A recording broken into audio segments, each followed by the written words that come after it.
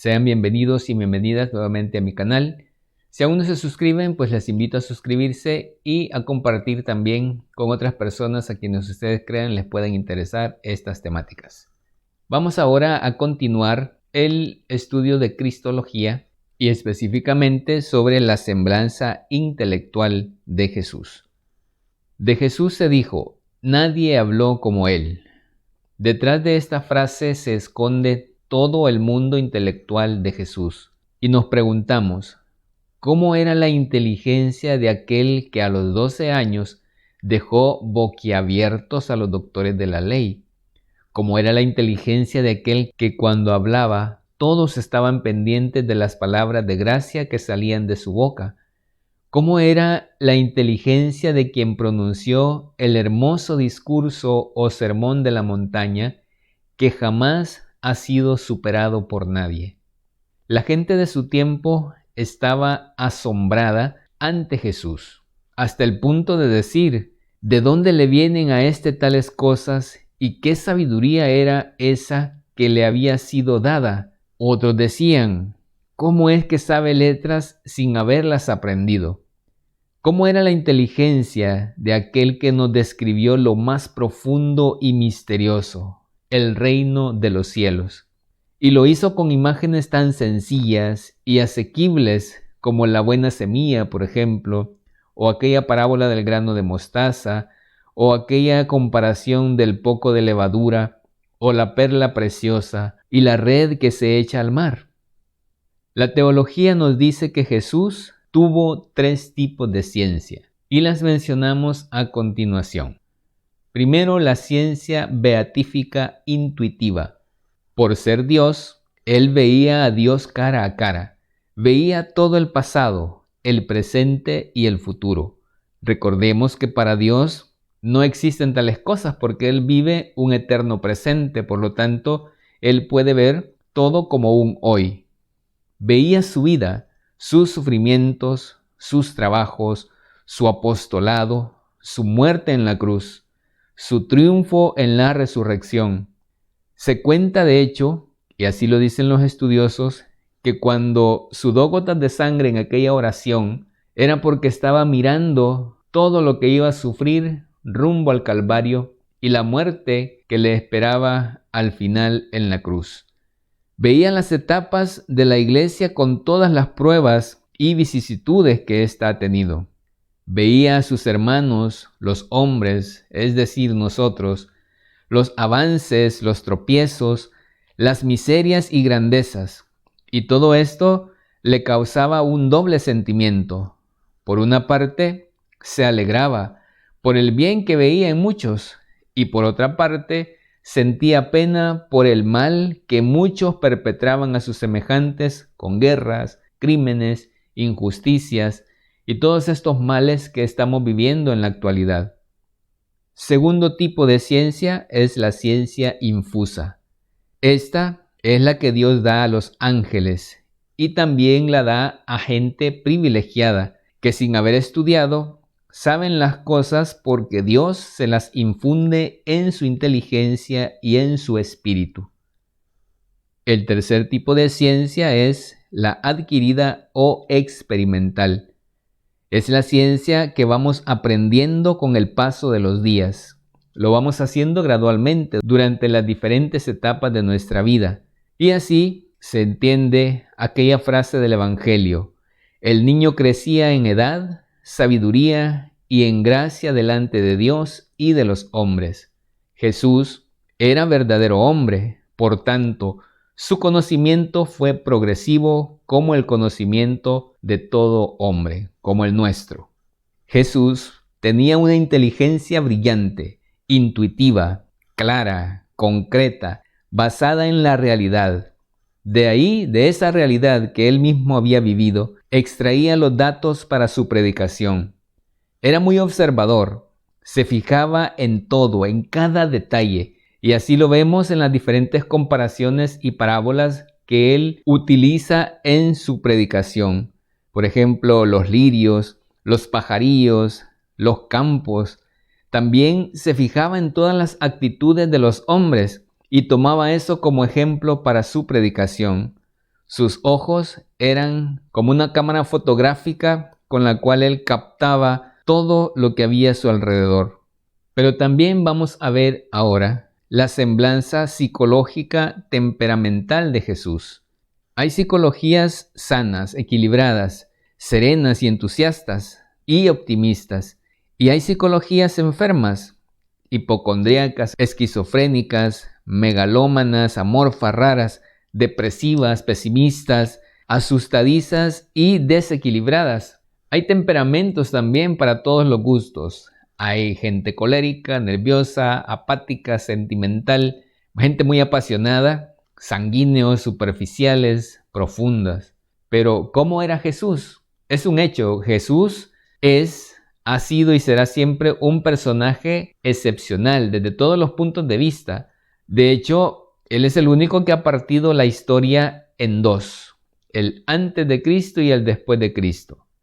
Al leer en los evangelios, a veces su modo de obrar vemos que es extraño hasta el punto que sus mismos parientes creen que ha perdido el juicio, así lo dice el evangelista San Marcos en el capítulo 3, versículo 21. Y por esta razón, su familia se lo quiere llevar a su casa porque creen que está comprometiendo el honor familiar. Los enemigos le acusan de estar poseído de un espíritu maligno, porque su obrar y doctrina rompen con los moldes recibidos del ambiente judaico. Así lo dice San Mateo en el capítulo 12, versículo 24.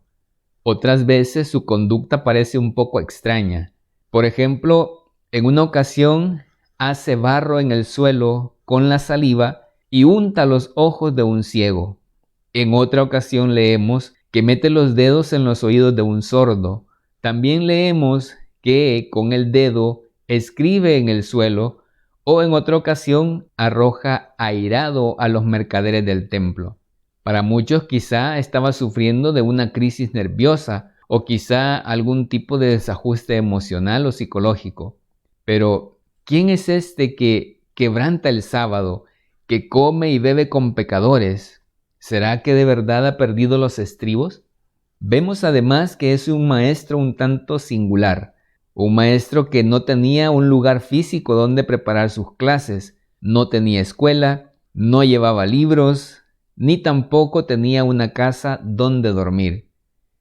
¿Qué características podemos entresacar del temperamento de Jesús a la luz del Evangelio? La primera característica es que Jesús tenía un espíritu equilibrado. A pesar de que su vida se desarrolló en un ambiente de lucha y fricción, dado que su mensaje era innovador y chocaba constantemente contra las clases dirigentes de entonces que le consideraban intruso, Jesús les desenmascara terriblemente con espíritu decidido, cueste lo que cueste, y lo hace de una forma espontánea, pero también con mucho equilibrio y naturalidad, pero sobre todo con gran sinceridad. Y sumado a esto, también utiliza un tono y palabras punzantes con argumentos contundentes, pero a la vez serenos, hasta el punto que nadie se atreve a echarle mano, según lo dice el apóstol San Juan en el capítulo 7, versículo 45. Cuando sus paisanos quisieron despeñarle, con toda naturalidad pasa en medio de ellos, sin ningún tipo de nerviosismo ni ningún tipo de excitación. En su vida, como podemos leer en los evangelios, no hay bruscas alternativas ni depresiones nerviosas, ni tampoco vemos rectificaciones de conducta o de doctrina. Este equilibrio y serenidad es reflejo de una armonía y equilibrio de su alma segura y centrada en torno a una misión superior que sabemos que es la instauración del reino de su Padre.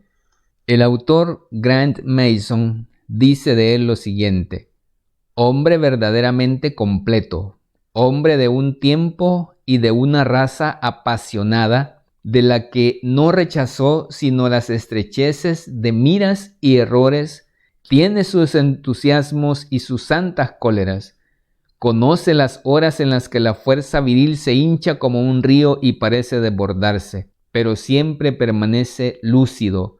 Nada de exageración, de vanidad, ningún infantilismo, ningún rasgo de amargor egoísta e interesado. Agitadas, temblorosas, las aguas permanecen límpidas. Así lo describe este autor. En sus desahogos de cólera, su centro es el celo de su padre, que es el centro de su alma. Es una reacción en defensa de los intereses superiores del reino de Dios. No busca sus intereses personales. Esta ira que él está experimentando en ese instante es una ira santa, no pecaminosa, como ya lo hemos dicho en otro de los temas que hemos abordado al respecto. Otra característica es que Jesús siempre tuvo un espíritu lúcido y voluntad decidida. Él sabía a qué había venido, conocía bien el plan que su Padre le había trazado, era lúcido en su hablar y predicar. No desvariaba, no perdía la memoria. Su hablar siempre fue coherente, reflexivo y siempre brillante. Y al mismo tiempo tenía una voluntad muy decidida. Nada de blandenguería ni voluntad enfermiza o débil. Voluntad decidida, demostrada en términos tajantes. Así lo leemos, por ejemplo, cuando dice: si tu ojo, si tu mano son ocasión de pecado para ti, pues córtatelos. También cuando expresa: dejad a los muertos enterrar a los muertos. En otra ocasión dice: dejen todo y síganme. Fue esta voluntad decidida la que hizo que algunas veces los apóstoles no se atrevieran a preguntarle. Estaban como sobrecogidos y con temor, porque habían visto esa actitud decidida de Jesús. Por ejemplo, en aquella ocasión en que le dice a aquella higuera: que nunca salga fruto de ti. Son palabras que tienen autoridad en boca de Jesús. Otra característica es que Jesús siempre fue fiel a su misión. Por eso rechazó las propuestas de Satanás en el desierto. Por eso rechazó también la propuesta de la gente que quería hacerle rey temporal. Por eso rechazó la propuesta de Pedro, quien quería quitarle la cruz y el sacrificio. Y por eso, al final de su vida, pudo decir: todo está cumplido. Había cumplido fielmente la misión que se le había encomendado. Y como lo decimos, fue obediente hasta la muerte, y una muerte de cruz para salvarnos. Ahí cumplió la misión que se le había encomendado. Luego, resucitando, pues nos dio a nosotros la oportunidad de ser redimidos. Otra característica es que tenía un espíritu sincero y auténtico. En Cristo no cabían las mañas, tampoco cabía la manipulación de la gente, mucho menos el engaño, tampoco las palabras de doble sentido, ni la trampa. Por eso luchó a muerte contra el espíritu doble e hipócrita de los fariseos, a quienes trató duramente. Jesús no soportaba la mentira, por eso dijo: que tu palabra sea sí o no. No se puede servir a dos señores, dijo también en otra ocasión. Y también nos dice que la lámpara de tu cuerpo es tu ojo. Jesús no tenía máscaras, era transparente. Por eso lloraba, sentía tedio, se compadecía y se enojaba. No era un estoico, nada tenía postizo. Por eso desenmascara las trampas de los fariseos. Así lo dice en aquella ocasión en la que le hablan de pagar el impuesto. Muéstrenme el denario. Den al César lo que es del César y a Dios lo que es de Dios. Jesús tenía además un espíritu realista, no idealista. Jamás se oyó decir de Cristo que tuvo algún tipo de momentos en que perdía el control de los sentidos por estar en contacto con el mundo sobrenatural. Nunca se desconectó del mundo sensible, nunca estuvo fuera de sí, como lo estuvieron San Pablo o Santa Teresa o San Juan de la Cruz, a quienes Dios les concedió estas gracias especiales. Jesús era realista, vivía a la intemperie, nunca estuvo enfermo, no se nos cuenta nada de eso en las Escrituras. Esto nos demuestra que tuvo un equilibrio orgánico y también psíquico, que era a prueba de todo. Jesús vivía en la realidad y esa realidad era dura, tanto que le creaba tensión con la misión que él venía a cumplir. Así lo dijo en algunas ocasiones, por ejemplo, tengo que recibir un bautismo de sangre. Luego nos dice, las raposas tienen madriguera, pero el Hijo del Hombre no tiene dónde descansar. Lo que nos demuestra que Jesús no fue un idealista ni un soñador. Él pone sus pies en tierra firme. Ve las necesidades también humanas de los que están a su alrededor. Por ejemplo, en aquella ocasión que está el gentío con él, acompañándole en su predicación y escuchándole, dice, denles de comer. Él se conmovía ante la miseria de los demás. No es una especie de sonámbulo, no tiene espasmos nerviosos, no tiene sugestiones y mucho menos fanatismos. No encontramos en él nada de rarezas. Por eso, él come, se sienta a la mesa con los demás, bebe, echa en cara, discute, reza, ora, motiva, llama la atención, se enoja, se aira, corrige a los demás.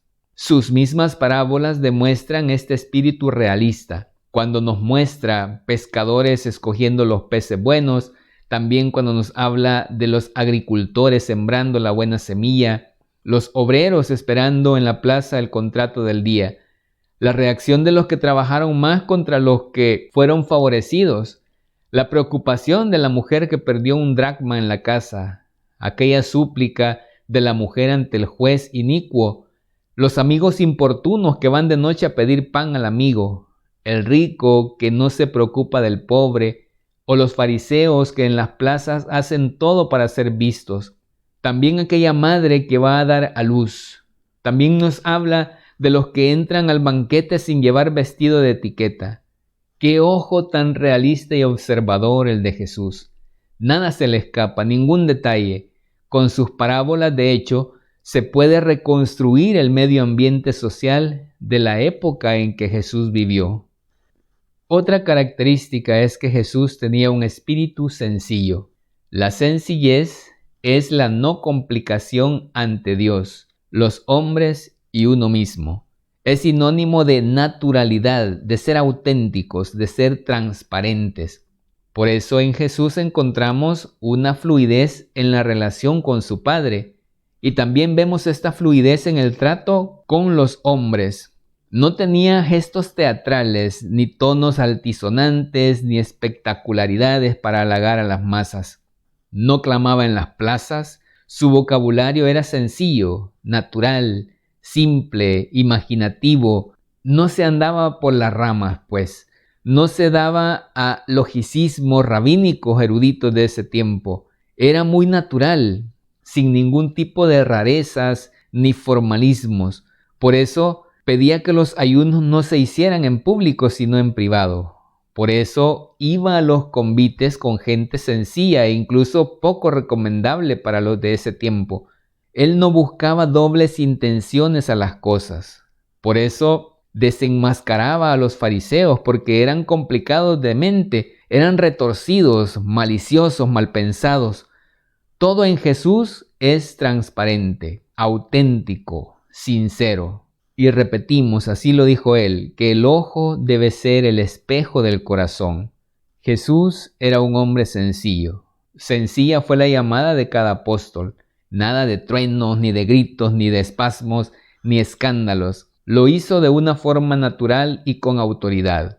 Ven y sígueme. Esas fueron las palabras que utilizó. Sencillez, pero todo lo decía de frente y sin complicarse la vida. Por eso simplificó los 503 preceptos judaicos en uno solo. Amarás al Señor tu Dios con todo tu corazón, con toda tu alma, con toda tu mente, con todas tus fuerzas, y al prójimo como a ti mismo. Ahí resumió Jesús todo el Evangelio, toda la buena nueva, toda la ley, de una forma sencilla, comprensible. Me voy a quedar hasta acá para no hacer este video tan largo y tan aburridor, y vamos a continuar después en el siguiente con las otras características acerca de la semblanza de Jesús. Que Dios les bendiga. Gracias por escuchar y por mirar.